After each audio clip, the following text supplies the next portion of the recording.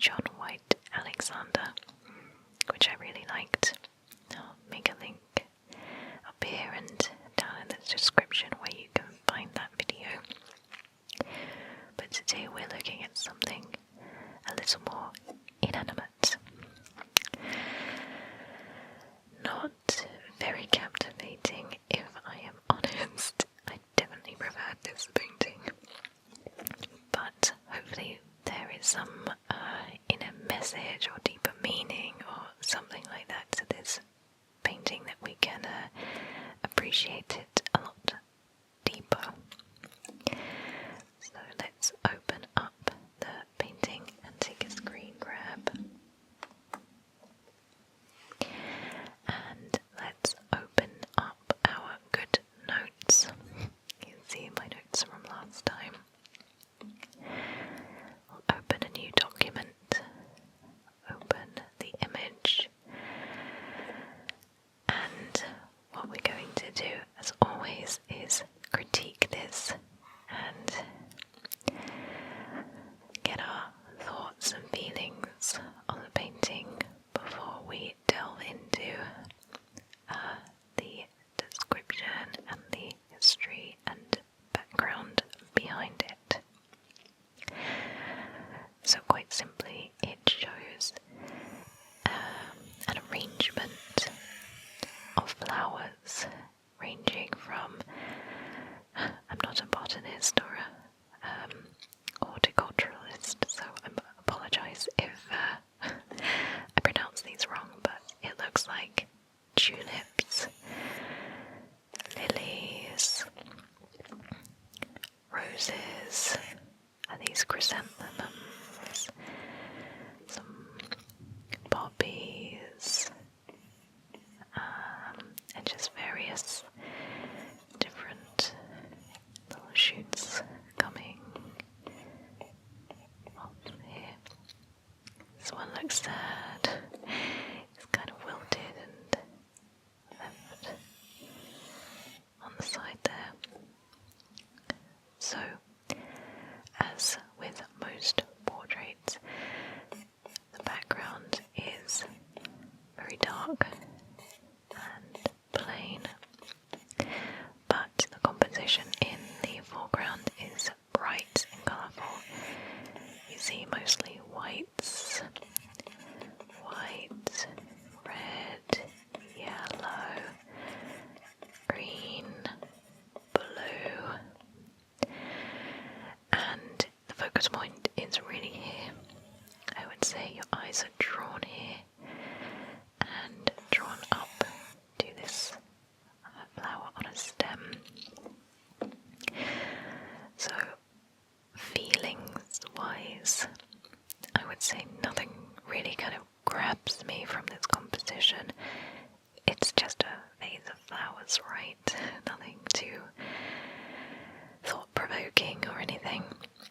It reminds me of my grandparents, both of sets of grandparents that used to love flowers, gardening, flower arranging, and it kind of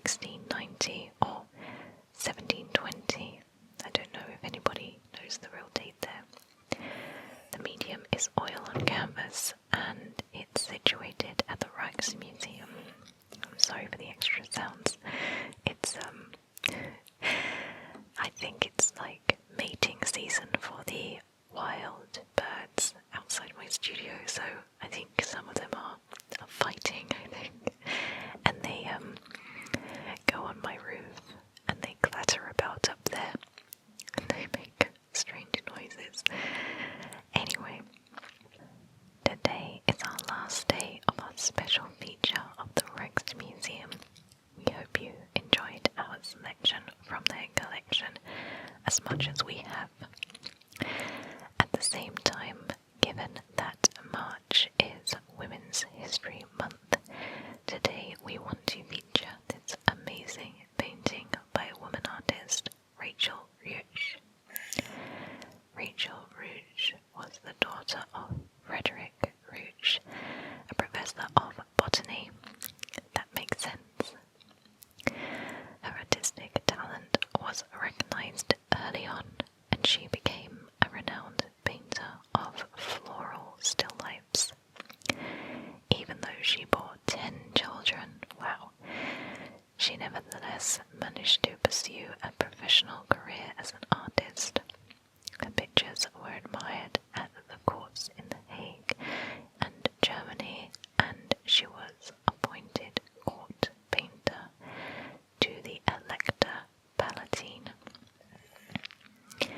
Rachel is one of the heroines of our Women's Artist Notebook, which we can check out here, but we won't do that.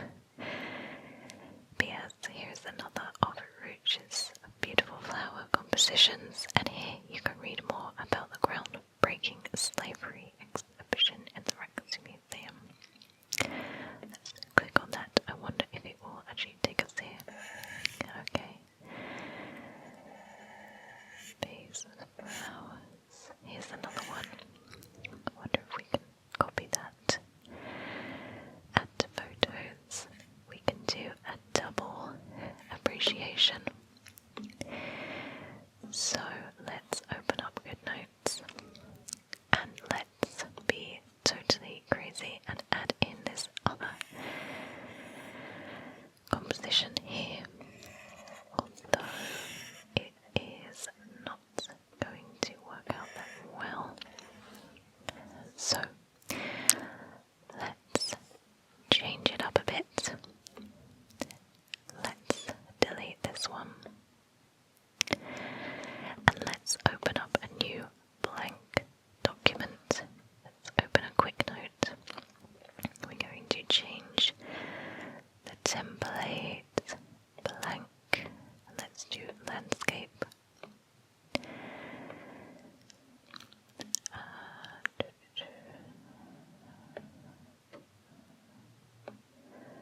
Alright, let's just double check.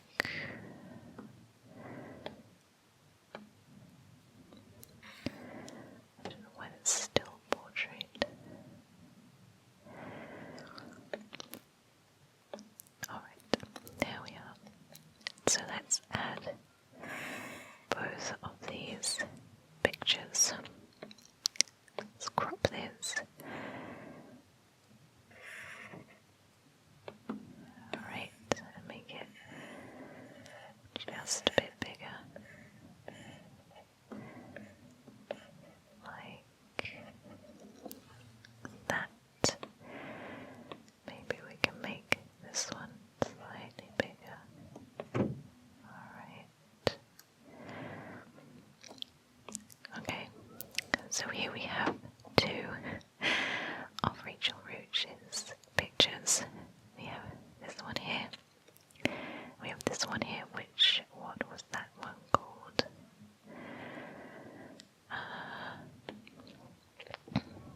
This one is called VASE with flowers. VASE with flowers. VASE with flowers. So this is vase. I keep saying vase, it's vase.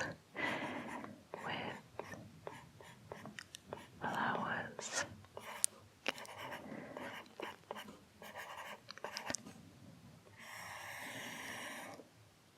Vase with flowers. And this one was still life with flowers in a glass vase. So still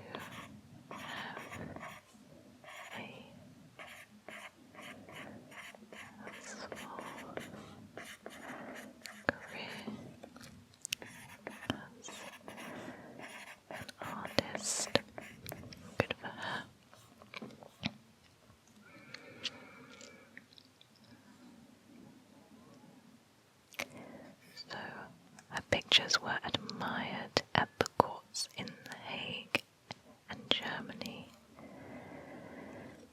Hague and Germany. And that's about it. I would have liked to have got more from why she painted these, like what inspired her. I know her dad was a botanist, but that's not necessarily a good enough reason for me. So, we have two beautiful paintings here. They are beautiful, even though they're quite boring to my, tastes anyway. So let's sum up number 1 and number 2. This one is called VASE with flowers, vase with flowers, and this one is called Still Life with flowers in a glass vase. You can see she's so inventive with the titles. But what else can you say about flowers in a vase, apart from flowers in a vase? And these are both by a painter called Rachel Rouge, between the dates of 1690 to 1720, both oil on canvas. Now, the reason why she painted pictures of flowers all the time was that her dad, Frederick, was a professor of botany, so it stands to reason that there would be lots and lots of flowers lying around, because I suppose with these sorts of things, back in these times you would definitely need an object or a subject to paint for long periods of time. And I imagine that fresh flowers such as these, and I mean there's quite some exotic ones here, they weren't that easy to come by, so I'm imagining that a dad, Frederick, always had flowers, so hence why she painted flowers. Now, she had quite a lot of children, but that didn't stop her whatsoever from sort of making a really good career out of her portraits, and her talent was actually recognised very, very early on, and she gained notability and credibility as an artist, and a lot of her work was shown at The Hague and also in Germany too, so really, really prestigious places. So to see these kind of side by side like this is actually quite nice, because you've got like the black of the background here, and then you've got all these beautiful colours like popping out here and there, and I love the white contrasts and the pinks and the blues and the yellows and all of that stuff, but not one that really truly grabs me. I wouldn't hang it on my wall, I wouldn't go to see it at a museum, but it doesn't detract from their talent and the sheer, effort and passion that clearly is behind these paintings. But not my favourite of the daily arts, I must say. So, I hope you have found this to be informative and relaxing. I suppose we could probably find out a bit more about this artist and why and what motivated her and all of that.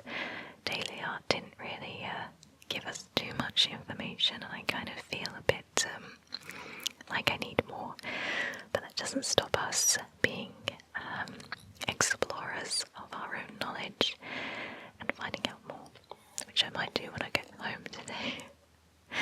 So anyway, thank you so much for listening. I hope you found this relaxing